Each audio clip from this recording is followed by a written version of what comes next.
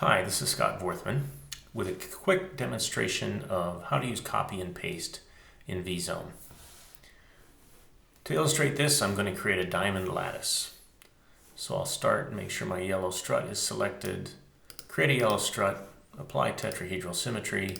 This is going to be the basic unit cell. Let's set some colors because this is a new feature in vZome 7.0.16. To copy and paste retaining the colors. So we need to illustrate that. So nice vivid green and maybe a bright red here. Okay, so now we have a nice colorful unit cell. So I'm going to select all, but before I do copy, Command C, I'm going to decide what is the origin of my selection. So I'm going to deselect this corner ball and select it again. The last selected ball or strut or panel will determine your origin. And obviously a ball is a much better origin. You have more control.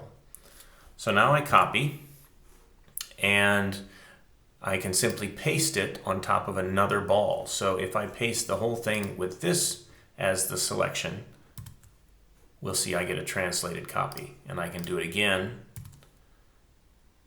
and again. I can also go the other way. I'll take the currently selected tetrahedral cell, and I'm going to make this the origin now by doing that unselect and reselect. Copy again. Now I'll go down here and paste at this location and repeat my steps. Let's go another direction.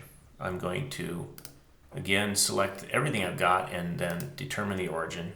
Copy, and let's paste it all, moving the origin over here.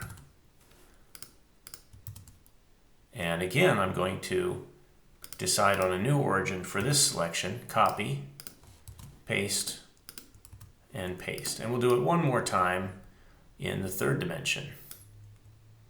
So let's select everything, decide on an origin, copy, and we want it to move over here.